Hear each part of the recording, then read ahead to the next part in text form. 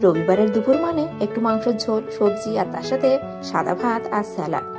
তো নমস্কার বন্ধুরা, আমি অপর্ণা, আপনারা দেখছেন অপর্ণার কিচেন। তা চলুন রান্নাটা শুরু করা যাক। এখানে নিয়েছি দেখুন আদা, রসুন, পেঁয়াজ, টমেটো আর কাঁচা লঙ্কা। এগুলো আমি শুকনো খোলায় নেড়ে নেব। তো দেখুন সমস্ত শুকনো খোলায় কিন্তু আমি নেড়ে দিচ্ছি। কড়াইটা ভালো করে আমি হিট করে নেওয়ার পরে এখানে সমস্ত মশলা আমি ভেজে নেবো এইভাবে আগে। এবার ঠান্ডা করে নেবো। এদিকে ওই কড়াই দিয়ে দেবো সর্ষের তেল আর দিয়ে দেবো একটু নুন। এখানে আমি আলুগুলো ভেজে নেবো। তো নুনটা দিলে আলুগুলো দিলে ছিটিয়ে গায়ে আসবে। তো দেখুন আলুগুলো ভাজা হয়ে গেছে, তুলে নিয়েছি।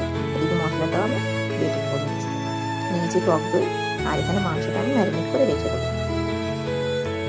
দেখুন এই মশলাটা আমি পেস্ট করে নিয়েছি। এদিকে কড়াই সর্ষের তেল গরম বসিয়ে দিয়েছি। এবার একে একে সেই ম্যারিনেট করা মাংসটা দিয়ে দেবো। মানে এখানে কিন্তু আমি শুধু টক দই মাখিয়ে রেখেছিলাম। দিয়ে এরকম মাংসটা ভাজা ভাজা করে নেবো। এদিকে দেখুন একটা মশলা তৈরি করছি। লঙ্কা গুঁড়ো, হলুদ গুঁড়ো, জিরে গুঁড়ো, নুন আর একটু কাশ্মীরি লঙ্কা গুঁড়ো আর ধনে গুঁড়ো দিয়ে মশলাটা আমি গুলে এক পাশে রেখে দেবো। এদিকে একটু মাংস ভাজা ভাজা হয়ে এসছে।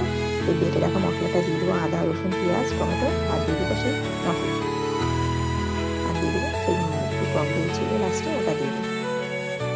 এখানে মাংসটা দেখুন প্রায় কষে গেছে। এবার ভাজা আলুগুলো দিয়ে দেবো। দিয়ে আবার একটু কষিয়ে নিয়ে দেখুন মাংস কষে গেছে। এবার দিয়ে দেবো এখানে গরম জল। এভাবে মাংস রান্না করলে কিন্তু দারুণ লাগে খেতে। দিয়ে দেবো একটা কাঁচা লঙ্কা।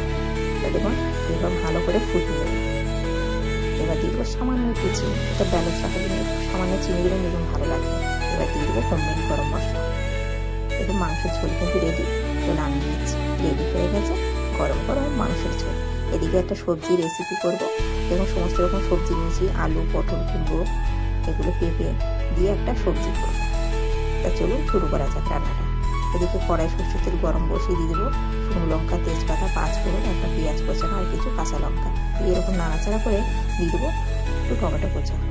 দিয়ে এখানে সবজিগুলো দিয়ে দেবো। দিয়ে দেওয়ার পরে একটু আদা থেতো করে দিয়েছি, আর দিয়েছি নুন আর হলুদ আর একটু জিরে গুঁড়ো দিয়ে ভালো করে কষিয়ে নেবো। এখানে কিন্তু সবজিটা ভালো করে কষিয়ে নিয়ে দিয়ে দেবো জল। এখানে গরম জল দিয়ে দিয়েছি। দিয়ে ভালো করে সেদ্ধ করে নেবো সবজিটা। নিয়ে দেখুন রেডি হয়ে গেছে। একটু চিনি দিয়ে নামিয়ে নেবো। এভাবে একবার সবজি বানিয়ে দেখবেন, 5 ফোড়নের সবজি দারুণ লাগে খেতে। তো রেডি হয়ে গেছে, নামিয়ে নিচ্ছি। এদিকে দেখুন ভাত বসিয়ে দিয়েছি। তো ভাতটা হয়ে গেছে। দেখুন এবার ফ্যান ঝেড়ে নেবো।